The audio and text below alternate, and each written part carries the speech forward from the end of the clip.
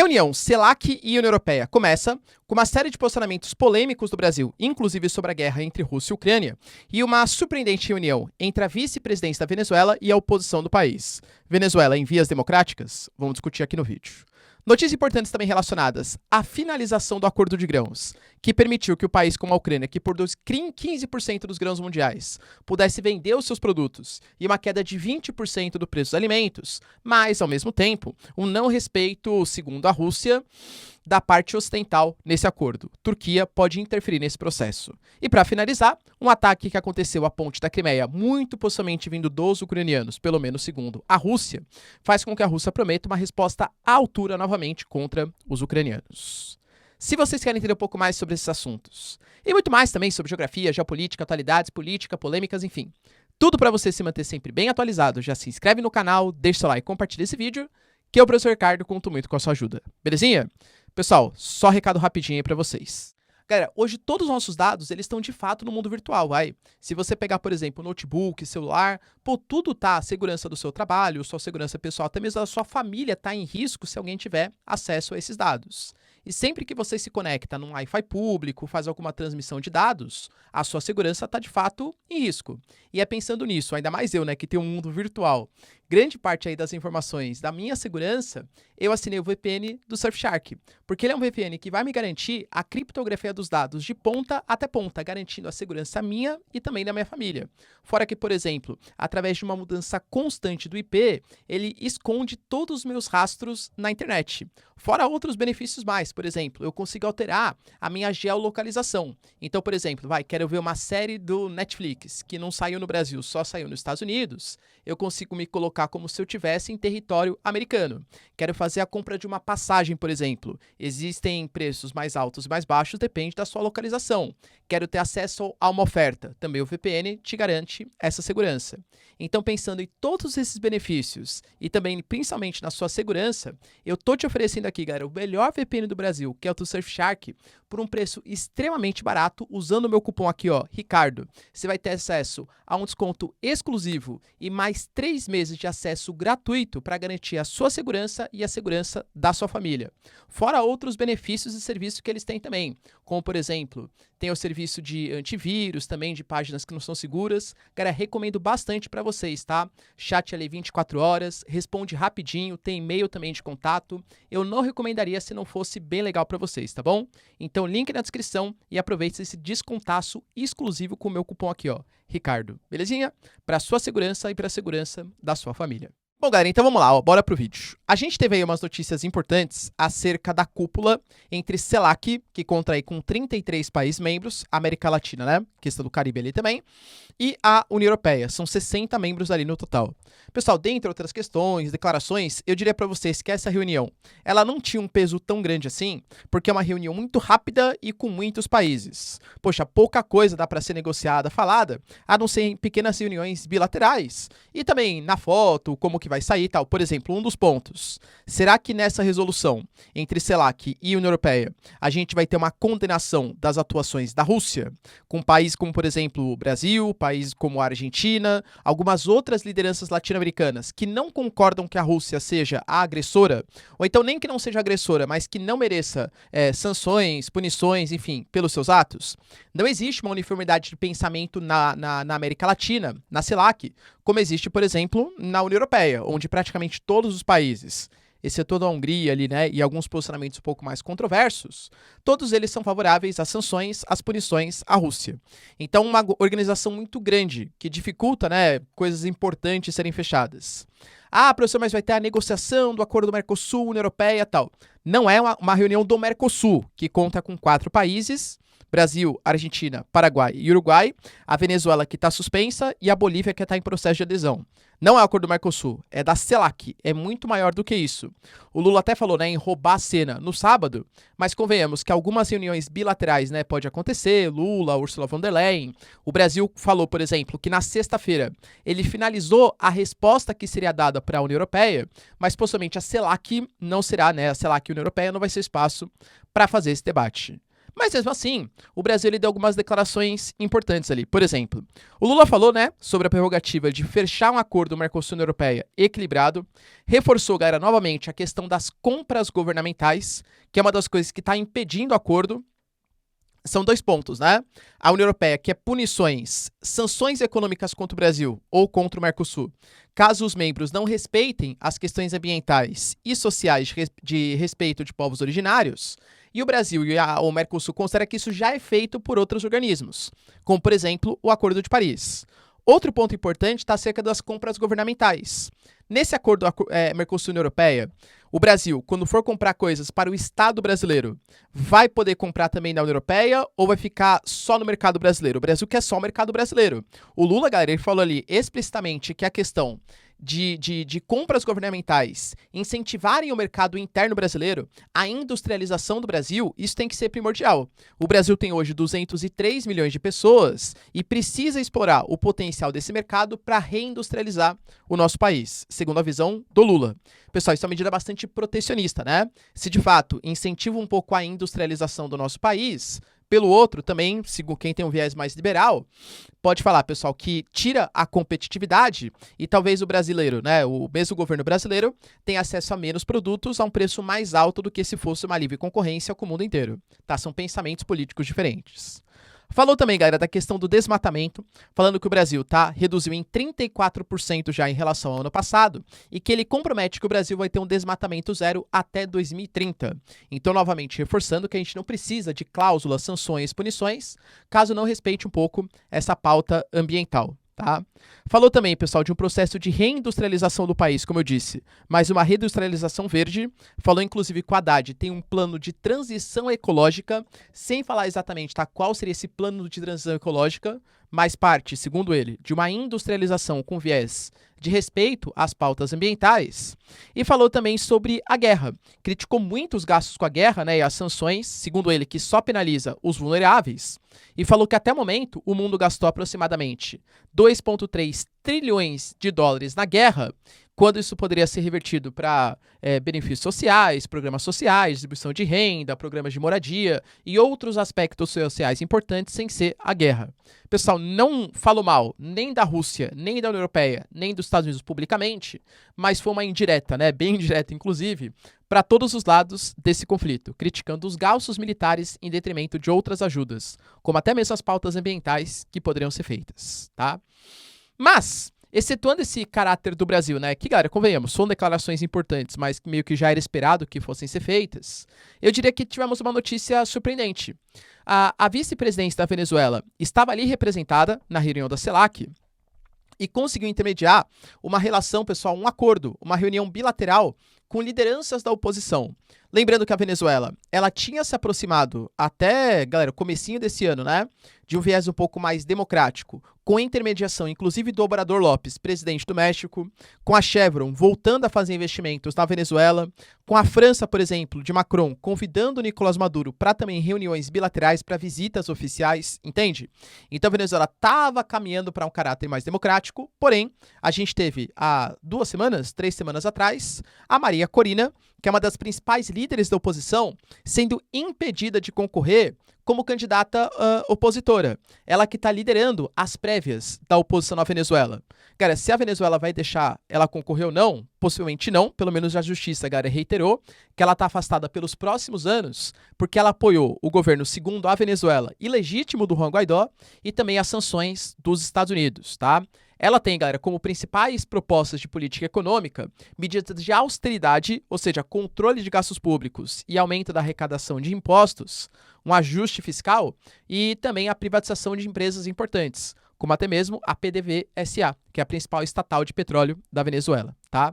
Além disso, o Nicolás Maduro ele recrudesceu, por exemplo, em alguns pontos, como a permissão de vistorias internacionais. Segundo declarações dele, nas próximas eleições venezuelanas, a União Europeia, por estar comprometida com o mundo ocidental, com a oposição, etc., não vai poder participar como agente observador das eleições. O que vai sair dessa reunião bilateral, galera, não sabemos, mas eu juro que conto para vocês aí no próximo vídeo. Tudo bem? E também a Ursula von der Leyen, que é a líder da União Europeia, vai também se reunir com o Lula para discutir ali, para algumas arestas, sobre o futuro do acordo Mercosul-União Europeia. Beleza? Ah, galera, lembrando também que ele falou um pouquinho sobre a regulamentação das plataformas digitais, tá? Falou que um crime do mundo real, ele já é legislado, mas que crimes no mundo digital, eles ainda são muito pouco regulamentados. Então, eles estão correndo a rodo, distorcendo a democracia, né? Segundo a visão dele, claro, tá? Distorcendo a democracia e tal, e por isso precisa ter maior regulamentação. Isso vai, galera, no encontro da PL das fake news, que quase foi colocada ali para debate, né? Numa aprovação pessoal de última hora, só que alguns pontos polêmicos. Levantou reclamações da sociedade civil e de parte da sociedade política também. Acabou sendo adiado, mas tá ali, né? Tá quase no gatilho ali do Congresso para ser votado em um eventual futuro próximo. Beleza? Outra notícia importante, galera, que rolou, tá ligado à finalização do acordo de grãos. Na verdade, hoje gravo para vocês dia 17, segundo Peskov, porta-voz do Putin, esse acordo vence no dia 18. Então estamos hoje, né, dia 17, no último dia de acordo de grãos. E a questão é, né, só por que existia esse acordo de grãos? A gente está falando de uma Ucrânia que produzia, antes do conflito, cerca de 15% de todos os cereais do mundo, e a Rússia também, cara, que era uma importante produtora. As áreas que a Rússia invadiu, ou ocupou, ou fez a operação militar especial, além de serem polos industriais, região de Donetsk, por exemplo, também eram polos de produção econômica, produção do setor primário, né? Falando de cereais, trigo, aveia, tudo tal, centeio, milho, né? E vários desses produtos, quando começou o conflito, eles deixaram de ser exportados pelo conflito mesmo, ou então porque a Rússia, que quase que monopoliza determinada região do Mar Negro, não deixava navios ucranianos exportarem. Os próprios portos, por exemplo, também, o pessoal não tinha anuência, não tinha autorização, ou tinha um risco muito grande de exportar os produtos. Lei da oferta e da procura. Se menos navios exportam, se menos produtores produzem, naturalmente o preço dos alimentos ele aumenta. Então, Rússia e Ucrânia, talvez o único acordo bem sucedido desde o início da guerra, da operação militar especial, eles fizeram um acordo, inclusive mediado pela Turquia, pelo Erdogan, cara, que convenhamos, né? É um país que à época tinha uma parceria interessante com o Putin, mas também é membro da OTAN, então meio que sabia jogar ali o jogo duplo, e também é um membro importante do Mar Negro. Cara, a Turquia, ela controla a conexão do Mar Negro com o Mar Mediterrâneo, o Estreito de Bósforo e Dardanelos. E também, como é um país da OTAN e tem uma frota marítima bem interessante, poderia atuar como se fosse uma espécie de país neutro para fazer vistorias em navios, saber exatamente se está transportando alimentos ou está transportando equipamentos militares. A Turquia era bem vista, ou então menos mal vista, tanto pela Rússia como pela Ucrânia. E esse acordo ele conseguiu ser finalizado. Segundo os dados da ONU, a gente teve, por exemplo, galera, um aumento, na verdade, uma queda de 20% do preço dos alimentos desde o início do acordo de grãos. A gente teve um aumento da produção de grãos na casa de 32 milhões de toneladas só no último ano, pela produção de grãos. Só que qual que era o acordo? Os alimentos não serão sancionados, nem pelo lado ucraniano, nem pelo lado russo. A Rússia também é um importante país, porque alguns países, principalmente os mais pobres, cara, é o que mais sente, né? Com a inflação, com o aumento do preço dos alimentos. A União Africana reclamou demais. Alguns países asiáticos reclamaram até da América Latina. Ah, professor, mas a gente nem compra grãos da América Latina. Sim, mas o mundo, ele funciona, principalmente esses alimentos, na questão das commodities. Ou seja, a lei da oferta e da procura em nível mundial aumenta o preço dos alimentos em nível mundial. Cara, por mais que a gente não compre, eventualmente, trigo diretamente da Rússia, a gente compra dos argentinos. E se a Rússia, a Ucrânia, produz menos trigos, o trigo da Argentina acaba ficando mais caro. Então impacta na vida do brasileiro também, mesmo não tendo uma conexão direta ali com os russos e ucranianos. Entende a lógica do capitalismo global, da questão das commodities? Então era importante para os países mais pobres que esse acordo ele fosse finalizado. Porém, a Rússia, cara, depois de renovar por algumas vezes o acordo, não teve o seu lado cumprido, segundo o Putin. E por que isso aconteceu? Primeiro, a gente teve, por exemplo, o Banco Estatal Agrícola da Rússia não voltou a participar daquele sistema interbancário de comunicação, o SWIFT, então ele continuou sancionado. A gente não teve o fim das sanções aos fertilizantes da Rússia, que também são importante fonte de uma queda de preço, de eventual preço, né, dos alimentos e tal, porque fertilizante, cara, faz parte da agricultura mundial. Então o que a Rússia alega? Bom, se os países desenvolvidos da União Europeia, do G7, estão tão preocupados assim com o preço dos alimentos, por que eles continuaram boicotando o meu banco estatal agrícola? Por que eles não acabaram com as sanções aos fertilizantes da Rússia? Entende? falou também, galera, que os grãos que a Ucrânia produziu foram majoritariamente para a Europa. Ou seja, acabou sendo um jeito muito mais da Europa financiar a Ucrânia na guerra do que qualquer outra coisa dos alimentos. Inclusive falando, por exemplo, que de todos os produtos exportados, a gente teve, por exemplo, só 10% do milho e 40% do trigo para países subdesenvolvidos ou em desenvolvimento. Agora, 90% do milho e 60% do trigo foi tudo para país desenvolvido. Então a Rússia falou, bom, eu não tenho meus alimentos sem sanções. E aí a União Europeia, Estados Unidos conseguem financiar a Ucrânia com a exportação de grãos às minhas custas? Não, não. Enquanto vocês não pararem de sancionar produtos russos, a gente também não renova o acordo. É claro, pessoal, por outro lado, a gente tem a ONU, por exemplo, falando, né, dessa redução de 20% do preço, falando que por mais que a Ucrânia não comercialize diretamente com os países em desenvolvimento, a Ucrânia vendendo para a Europa permite que produtos de outros locais fiquem mais baratos. É o que eu falei para vocês, né? E dê mais acesso ao trigo, aos cereais para o Brasil. Então, a Rússia considera, né? A ONU considera que isso poderia ser um acordo importante para o mundo para a queda do preço dos alimentos. A Rússia, por um lado, fala que só ela cumpriu o acordo, e os Estados Unidos, a OTAN, a União Europeia, por outro lado, fala que a Rússia está utilizando a fome como arma de guerra, assim como utilizou, por exemplo, os combustíveis no começo da guerra Rússia e Ucrânia, tá? Então, há uma pressão bem grande do Antônio Guterres, por exemplo, do Joe Biden, até o Erdogan, cara. Lembrando, né, que o Erdogan, a gente gravou um vídeo aqui recente, ele meio que dá uma mudada de postura desde a sua reeleição e se aproximou muito mais do Ocidente do que estava próximo do Putin. Até falou recentemente, numa reunião ali com Biden, de um novo momento das relações bilaterais entre Turquia e Estados Unidos. O Erdogan, ele teria falado, tá, segundo a própria mídia turca, que ele teria a responsabilidade, caso a Rússia não fizesse uma renovação desse acordo, porque isso já era previsto, de escoltar os navios ucranianos para que a Rússia não fizesse um ataque. Cara, vocês entendem a seriedade do negócio? A Turquia, ela é tão poderosa, ou quase tão poderosa, quanto os russos ali na região do Mar Negro. Pô, uma escolta vai colocar duas marinhas bem importantes, sendo que uma delas é a Rússia e a outra delas é membro da OTAN. E aí, se a Rússia quiser atacar e uma escolta turca foi lá e revidar isso? É uma guerra direta entre Turquia, entre OTAN e Rússia? Entende a problemática do negócio? O Erdogan falou que as coisas não precisam chegar às vias de fato, falou publicamente sobre isso, e falou que nesse momento ele tem negociações avançadas para uma reunião com o Putin em agosto, e que muito possivelmente o Putin, que ele chamou de amigo, tá? Meu amigo, ele vai aceitar a renovação desse acordo.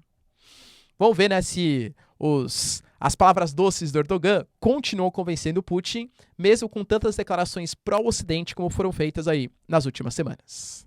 E para finalizar, galera, notícia importante também sobre mais um ataque à ponte da Crimeia.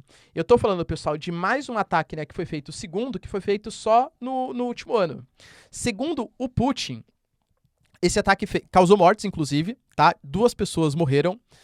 Esse ataque ele foi feito pela Ucrânia, com 2 drones que vieram da área marítima ali, tanto que você pega a parte de baixo da ponte, foi muito mais atacada, né, do que a parte aérea, o que descarta, por exemplo, o ataque por mísseis, isso é fato. Só que ele foi feito não só pela Ucrânia, mas em conjunto com a inteligência do Reino Unido e com a inteligência dos Estados Unidos. Deduções do Putin. E, inclusive, ele falou que esse ataque ele mostra uma certa inutilidade e uma crueldade dos ucranianos, porque essa ponte não é utilizada para fins militares há muito tempo, segundo o Putin, claro, tá?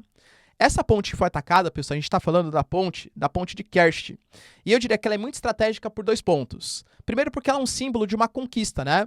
Quando a Ucrânia, ela foi derrotada, né? Foi invadida ali pela Rússia, 2013, 2014, e a Rússia conquistou a Crimeia, o Putin construiu uma ponte, uma obra faraônica, quase megalomaníaca, para demonstrar o seu poder de uma interligação direta, né, entre Rússia e Ucrânia.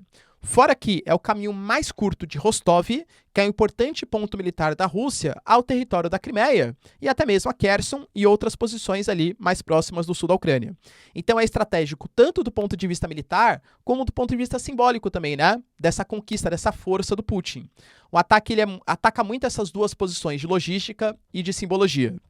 O Putin fala que só mostra crueldade, né, porque não tem mais circulação militar, segundo ele, e algum tipo de resposta será dada, ainda não anunciada, está sendo pensado pelo Ministério da Defesa da Rússia aos ucranianos. É fato, galera, que já estava difícil negociar uma renovação do acordo de grãos que impacta na fome no mundo. Eu diria que o ataque à ponte da Crimeia só deixa ainda mais tensa a situação. Beleza, pessoal? Deu para entender os principais acontecimentos? Então, se vocês curtiram o vídeo, já deixa seu like, se inscreve no canal. Tamo junto, beijos, abraços e tchau, tchau.